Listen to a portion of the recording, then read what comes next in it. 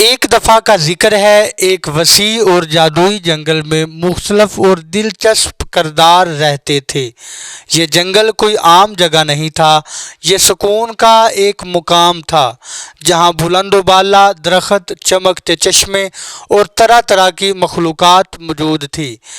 ہر ایک کی اپنی اپنی کہانی تھی۔ جنگل کے مرکز میں ایک عقلمند بوڑھا بلوت کا درخت تھا جس کا نام اولیور تھا۔ اولیور صدیوں سے کھڑا تھا اور جنگل میں ہونے والے بے شمار واقعات اور تبدیلیوں کا گواہ تھا۔ وہ جنگل کے تمام باسیوں کے لیے مشورے کا ذریعہ تھا جب بھی انہیں کسی مسئلے کا سامنا ہوتا یا رہنمائی کی ضرورت ہوتی۔ ایک دن صبح کے وقت ایک تجسس پسند گلہری جس کا نام سیمی تھا، جو دریافت کرنے اور بلوت جمع کرنے کا شوقین تھا، ایک پراسرار جگہ پر پہنچا جو اس نے پہلے کبھی نہیں دیکھی تھی۔ اس جگہ کے مرکز میں ایک چمکتا ہوا تالاب تھا جس کا پانی شیشے کی طرح صاف تھا۔ سیمی اپنی جستجو میں تالاب کے قریب گیا اور دیکھا کہ اس کی تہہ میں کچھ چمک رہا ہے۔ یہ ایک سنہری چابی تھی جو اس نے پہلے کبھی نہیں دیکھی تھی۔ اپنی دریافت سے خوش ہو کر سیمی نے چابی اٹھائی اور اولیور بلوت کے پاس پہنچ کر اپنی دریافت کے بارے میں بتایا۔ اولیور اپنے وسیع علم کے ساتھ فوراً چابی کو پہچان گیا۔ یہ کوئی عام چابی نہیں ہے، اس نے کہا، یہ عجائبات کی چابی ہے جو جنگل کے چھپے خزانوں اور رازوں کو کھول سکتی ہے۔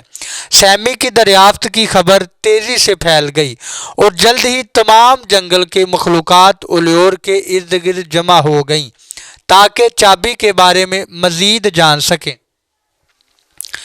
ان میں بہادر خرگوش بیلا، سوچنے والا کچھوا ٹمی اور عقلمند الو لونا بھی شامل تھے۔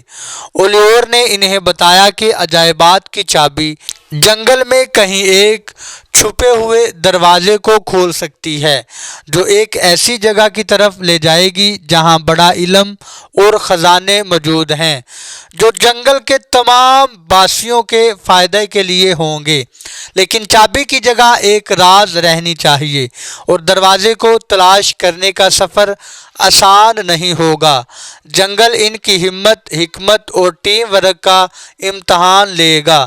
اس مہم پر جانے کے لیے بیتاب سیمی، بیلا، ٹمی اور لونا نے ایک ٹیم بنائی اور اپنی مہم کا آغاز کیا۔ ان کا سفر انہیں گھنے جنگلوں، بلبلاتے چشموں اور پتھریلے پہاڑوں سے گزارا۔ راستے میں انہیں مختلف چیلنجوں کا سامنا کرنا پڑا جو ان کی قوتوں اور کمزوریوں کا امتحان تھے۔ ایک موقع پر انہیں ایک گہری کھائی عبور کرنی پڑی۔ بیلا، جو سب سے بہادر تھی، آسانی سے چھلانگ لگا کر پار کر گئی، لیکن ٹمی اپنی سست رفتاری کی وجہ سے مشکل میں تھا۔ لونا کی حکمت اور سیمی کی پھرتی کے ساتھ انہوں نے بیلوں اور شاخوں کا استعمال کرتے ہوئے ایک پل بنایا جس سے ٹمی کو محفوظ طریقے سے پار کرنے کا موقع ملا۔ ایک اور چیلنج میں انہیں ایک تاریک غار میں جانا پڑا جہاں انہیں راستہ تلاش کرنے کے لیے پہیلیاں حل کرنی پڑیں۔ لونا اپنے وسیع علم کے ساتھ انہیں پہیلیاں حل کرنے میں رہنمائی کرتی رہی، جبکہ سیمی اور بیلا نے روشنی اور تعاون فراہم کیا۔